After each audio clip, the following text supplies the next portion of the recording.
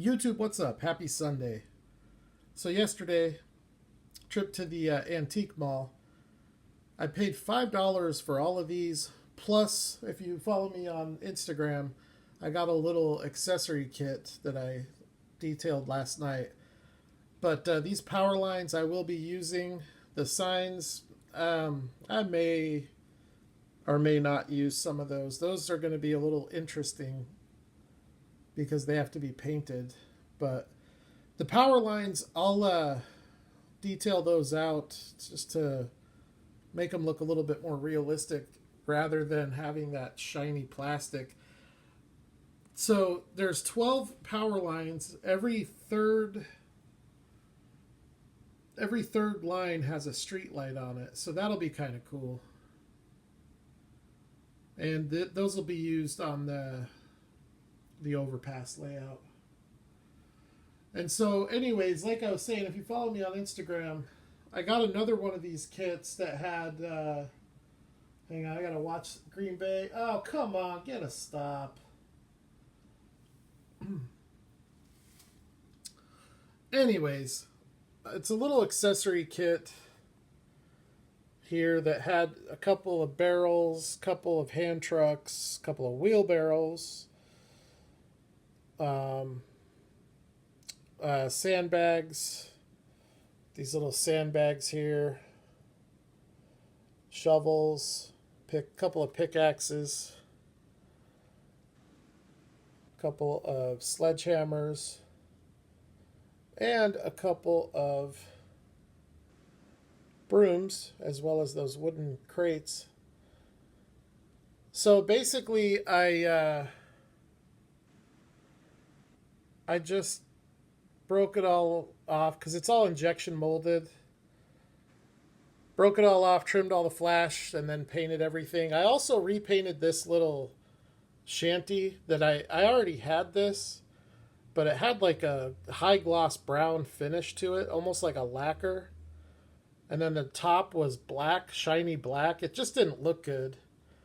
The chimney was all flat gray. And so I repainted this, and I think this came out a lot better. I'm actually kind of impressed with the way this came out. Here's the back of it. You know, it's the first time I've ever weathered anything with paint and without having an airbrush. So with scale modeling,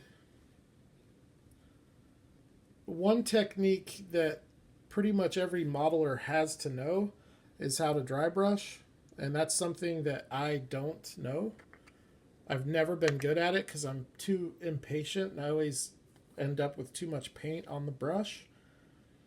So this was good practice because I think I'm going to pick up a model kit or two for some HO scale, maybe like a house or maybe like a little convenience store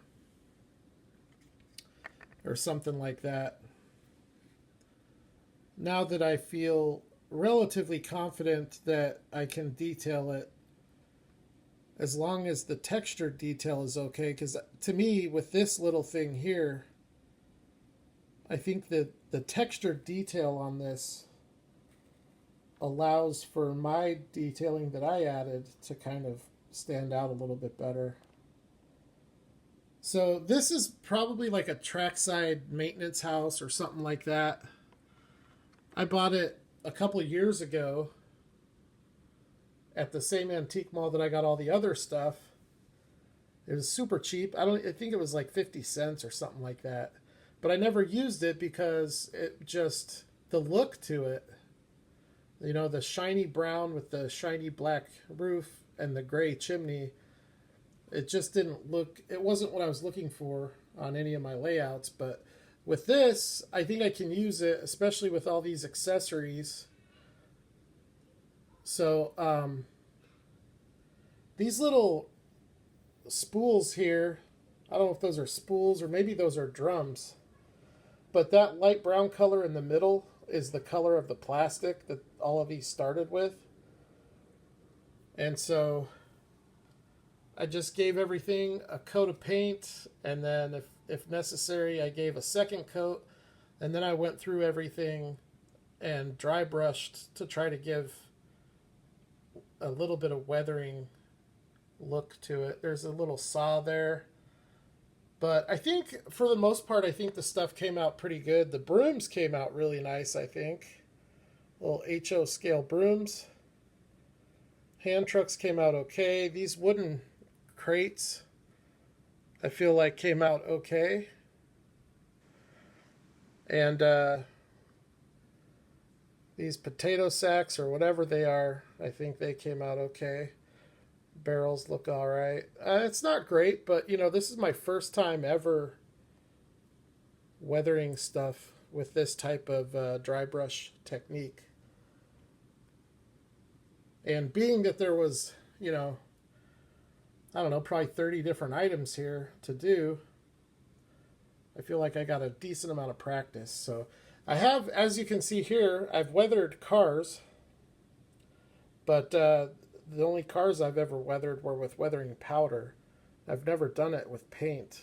So this is the first time for that. But all right, so anyways, just an update on that, because the layouts, the dioramas are fun, and it's cool to make them and everything, but what really brings them to life, in my opinion, is to have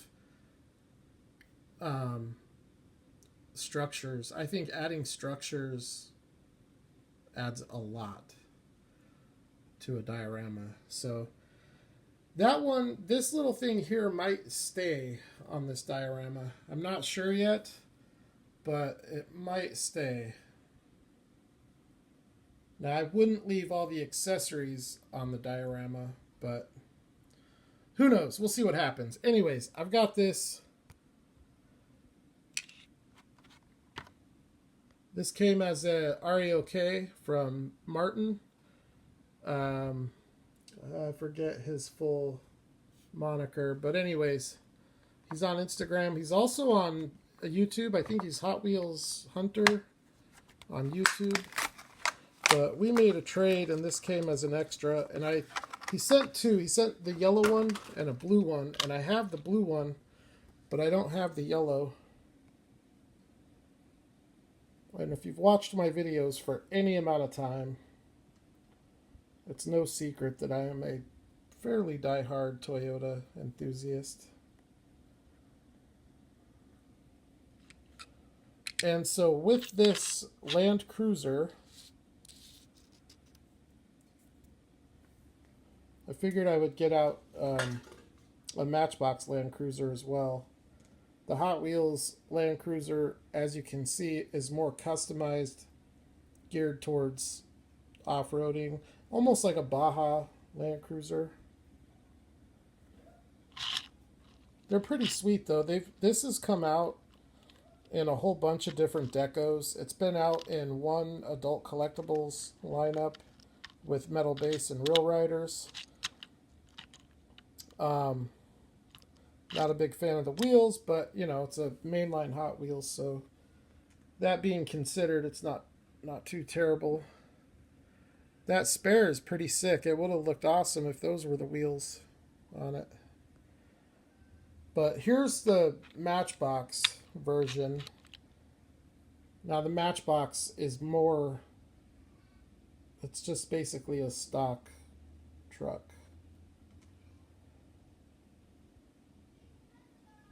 I'm not sure what the Hot Wheels Land Cruisers go for, but I know that these Matchbox ones can get up there. This mainline here is probably about a $20 casting.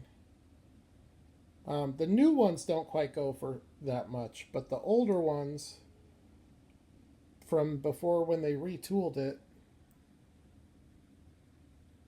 they can bring some decent money. The all-metal body castings, especially when they have civilian decos like this one does.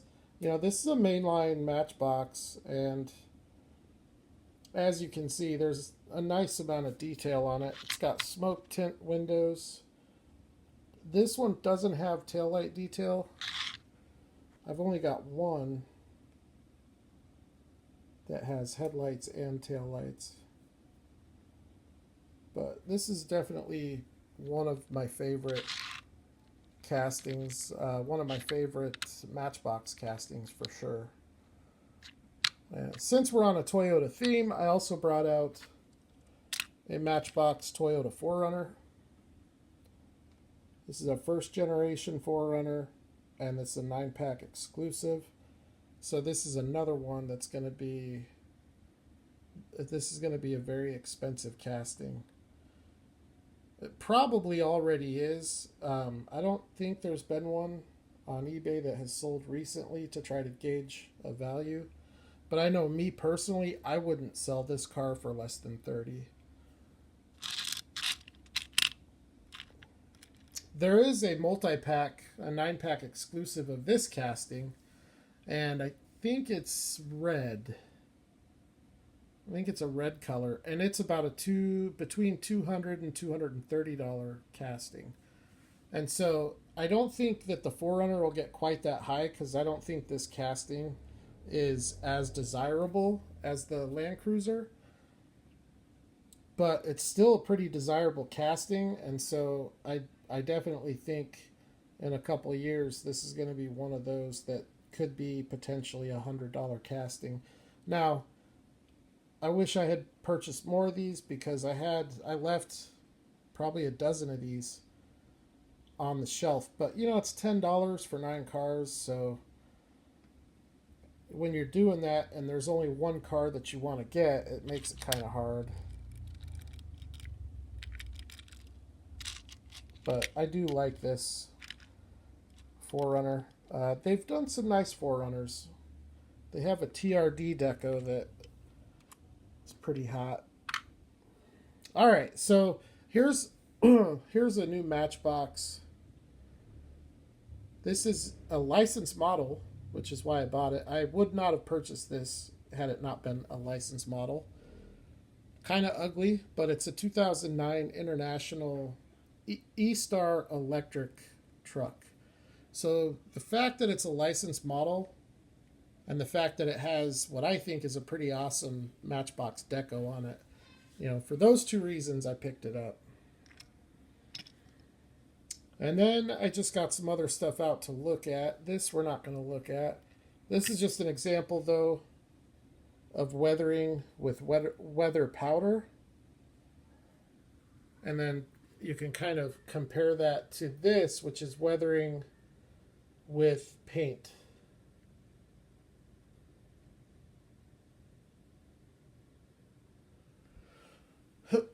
Now, if I had to pick, weathering powder is a lot easier to work with, but it's also toxic. So I don't really like working with it that much if I don't have to. I weathered my bridge on the overpass layout with weathering powder.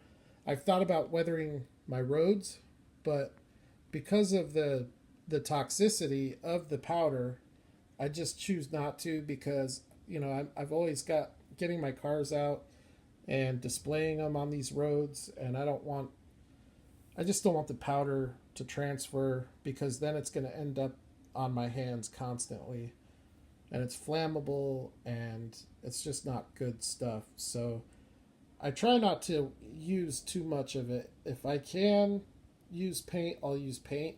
Now, obviously, using paint on a structure like this is fairly doable, but it's very, very difficult to do on a die-cast car. And even if you can do it, you know, it's particularly hard to get the desired result that you're going for. So there's that. All right, couple of cars that I wanted to take a quick look at here. I haven't looked at this one in a while, but this really is a nice really is a nice casting from Johnny Lightning. And as far as Johnny Lightning goes, this Firebird is probably one of their more scale accurate cars. Although proportionately, I think it's a little bit off.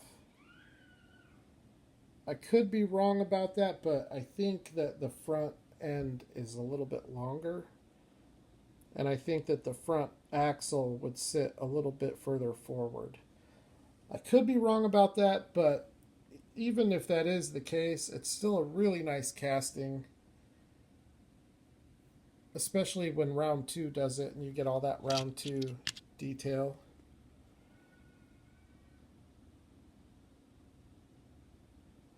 Not a big fan of the wheels, although they don't look bad. They're not, definitely not the worst Johnny Lightning wheels that we've seen.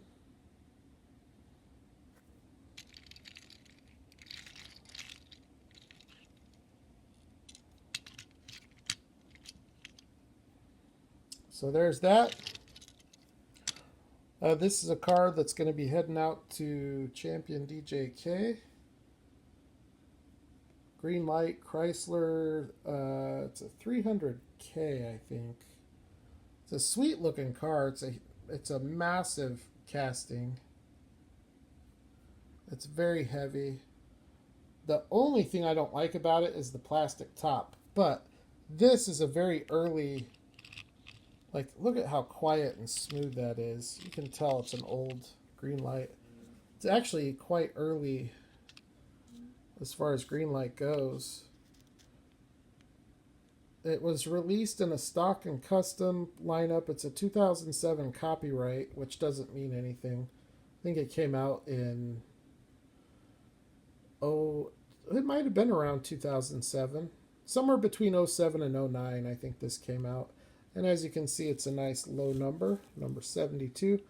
And it's got the green post. So Champion DJK, this will be tossed into your box, heading out your way. Great looking car. The only reason I'm letting this one go is because I have a pretty nice looking civilian deco.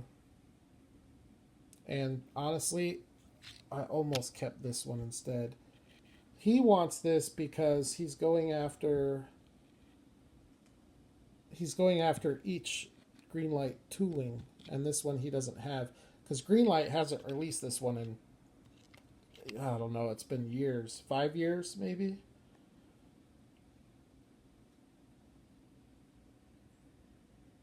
And with Greenlight they have 100, I think right around 130 toolings, so this will get him one more closer. With Auto World, he collects every casting, and with Greenlight, he collects just one example of each model. So that'll fill his Chrysler 300 model, a tooling number GL021, I think. He can check that one off his list. This thing here, just wanted to take a look at because every now and then I like taking a look at the late model Greenlight castings. And this is a Chevy Volt.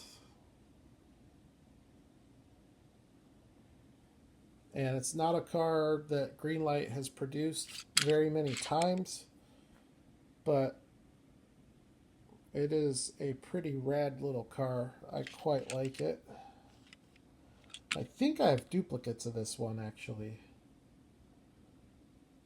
So it might be another one of those cars. I'm not sure if Champion DJK has it or not. It's only ever been released in the Motor World dioramas. The only exception to that is it came out as a Hot Pursuit with an NYPD deco. But I think other than that, it's almost always come out in dioramas. There might have been like some kind of exclusive, but it's a super nice little car. It's one of those cars that I say if Kyosho were to do this car, I would imagine it would look pretty close to this. I don't think it would look a whole lot different. I think the big difference if Kyosho did it is that the stance on it would be better. But this stance overall is really pretty good. I've got a Chevy Cruze, which is also a really nice tooling with, transparent lensed headlights and taillights and prototypical wheels. But the stance on the Cruze is just a little bit off, a little bit more off than this. But really cool car. And then on top there, you've got your OnStar antenna, which realistically that should probably be black. But and over here you have your little outlet for the plug right there on the front quarter panel, being an electric car. Not sure why they made this look so much like a Toyota Prius. I wish car companies would do their own thing. I get it. They wanted an electric or a hybrid car to fit that niche. So they built it to look like the most well-known electric car out there, which is the Toyota Prius, although it might be the Tesla now, but a couple of years ago it was definitely the Toyota Prius. I just wish they would have done something a little bit more original with it. Okay, so with all of that said, yesterday at the antique mall, I found these, as I said. I did find a couple of die-cast cars. Both of these came mint in the package, in the acrylic, in the box. So we'll start with this, which is a beautiful Ertl American Muscle 1958 Chevy Impala. I love this casting. Not a big fan of the 58 Impala in general, but as far as 1:64 scale diecast goes, I think this is a great little car. I have an M2 58 Impala, and I think this one is quite a bit nicer. Now the engine on the M2 I think is probably comparable, but everything else on this car, like the front grille, they both have lensed headlights, but Ertl blackwashed the front grille and M2 didn't. And what that does is it pulls out all the detail compared to a chrome grille that you don't blackwash, where it's just going to be a big shiny chrome front end with none of that detail showing through. The second detail that that I think is quite a bit better on this casting is the fact that the doors don't open. And if you look at this front quarter angle on the M2, the door jambs, because of the size of the gaps, it makes the car look silly. I just don't like it. I'm not a fan of opening doors in 1:64. So that's a huge plus for me on this. And then probably there are two really big differences cosmetically. The first one is this car has a B-pillar. So that is awesome. You don't see that very often with 1:64 scale cars. And it's a detailed B-pillar, which, trying to look at it here, it's very noticeable to the naked eye, but for some reason the camera doesn't want to pull it up very good. But that B-pillar is chromed. It looks like transparent, like it's part of the glass on camera, but it looks like its own separate chrome piece to the naked eye. Most of the time with 1:64 scale diecast, when you get a B-pillar, it looks like this, where you have a window there but no frame. And so the fact that Ertl detailed that out the way they did is a very nice touch. And then all of the chrome trim down the side of the car looks fantastic. It's a great color. Small issue with it is the top. We have paint cracking on top, and I don't know what's going on with that. But what I can tell you about that, though, is that it is the clear coat is still very much intact, so there's no none of the paint is lifting. So that's kind of sucks, but it is what it is. The interior on this car looks great. It's a really good looking two-tone interior. And then there's a ton of detail in the dash. The cluster is all detailed, which, it actually is kind of surprising to say this, but the M2 actually has a detailed cluster as well, although theirs is just painted silver. And this one, I think this one does don a little bit more detail.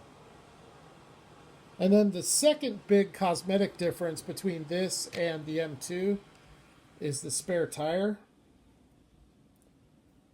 Because this car, as you can see, has a spare tire rear bumper, which was an option on this car. But what I do find kind of weird about it here, I'm going to set you down just a moment here. Stand by.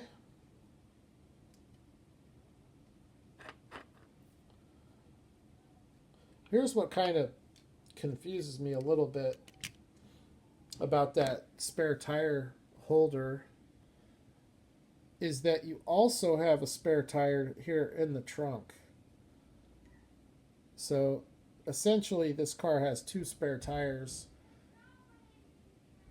But I don't know. I like the look. I actually like the look of this with the spare tire holder compared to the M2 model that doesn't have it. So anyways, that is your Ertl American Muscle 1958 Chevy Impala. It's a beautiful car. It's a great roller. It's really soft rubber tires, real smooth. And just like all the Ertl American Muscle, it's got a ton of detail on the undercarriage with the drivetrain painted, the exhaust and gas tank painted, and then all kinds of extra pieces there with the axles and suspension, and then really nice white wall tires as well. So very cool little car. The other one that I got from the same series, Ertl American Muscle, this one is so cool looking, but there is something wrong with it, and I think for me to fix it, I'd have to take the base off because it's something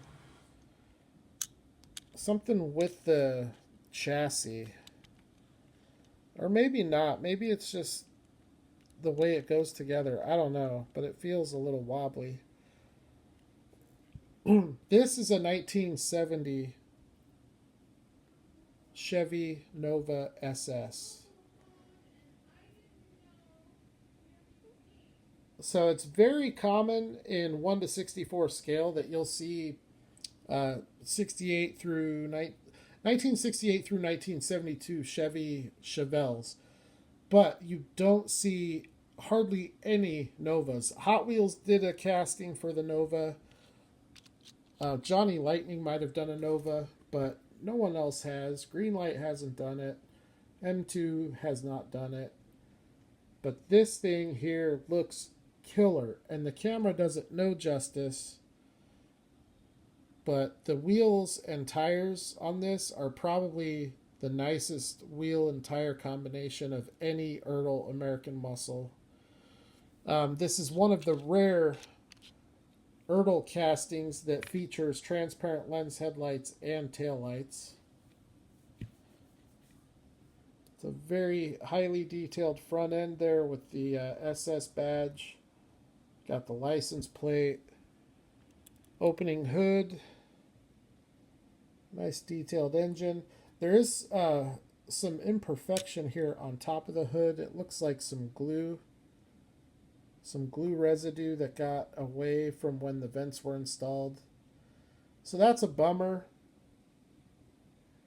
because that's going to just chew away at the paint. And honestly, this car is 18 years old, so I'm surprised that there's that much paint still left on it.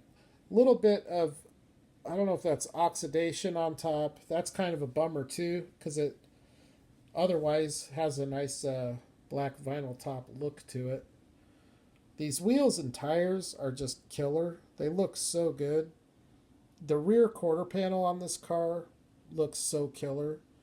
And that white pinstripe kind of exaggerates the curves.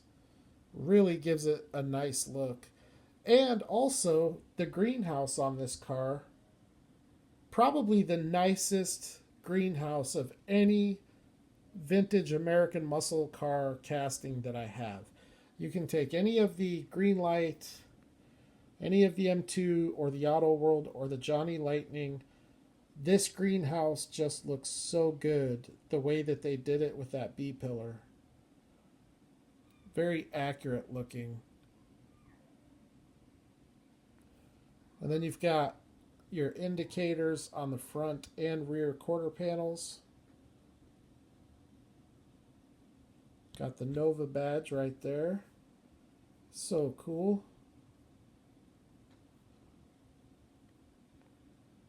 The door handles, even the door lock, the keyhole, highly detailed.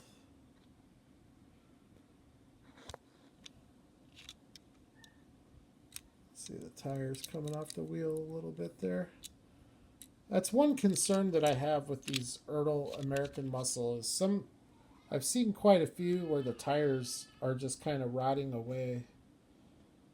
So that's a little bit of a concern, but here you can kind of get an idea of the color. It's like a metallic flake plum color.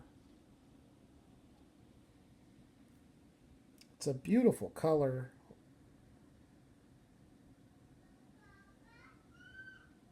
And it goes really well with the black vinyl top. This car also has an opening trunk just like all Ertl American Muscle cars have.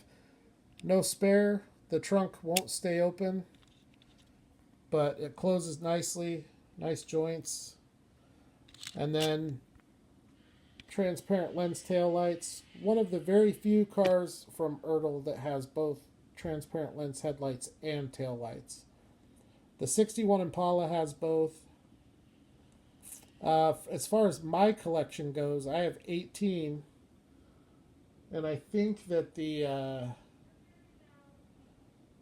61 Impala and this are the only two that have both headlights and taillights. Almost all of them have one or the other.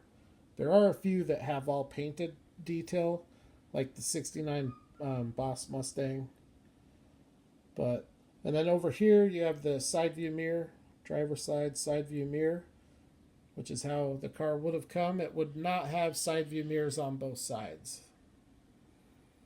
So I love this car. I think it looks awesome. It displays really nice. And it's definitely a welcomed addition to what is kind of turning out to be a nice little Ertl American Muscle collection that I have. It's a collection that it's really just been built up inadvertently. And now within that collection, I've got 3 Impalas with the 58, the 61, and the 63. And then I've got a 65 Chevelle, a 70 Nova, and then I've got a few of the 1970 Camaros. So anyways, if you guys come across these Ertl American Muscle, I would suggest picking them up because right now they're relatively inexpensive. And I think we're only going to see the prices climb, especially with the popularity that we've seen. How, just the hobby of diecast has really just kind of taken off in the 5 years I've been collecting. But here's what the boxes look like that they come in. It's a good size box for the car. They come in an acrylic case. They also package these in clamshells, so keep your eyes out because sometimes it'll be in a clamshell. I have found though, because I have some that came from the box and I have some that came from the clamshell, it is my observation that the cars that come in the acrylics have a higher level of detail. So that's just my opinion. I don't know if that's 100% accurate or not, but that's my opinion based on what I've seen. So anyways, just wanted to show you guys a couple of cool cars. And I didn't get any work done on this weekend, but that's all right because I got some other stuff done. And I think that these little accessories came out pretty nice, and I think that they can be nice little additional touches to this layout and future layouts, as well as the power lines. So, with that said, I'm going to wrap it up. You guys all have a great rest of your weekend, and have a good Monday. Don't work too hard.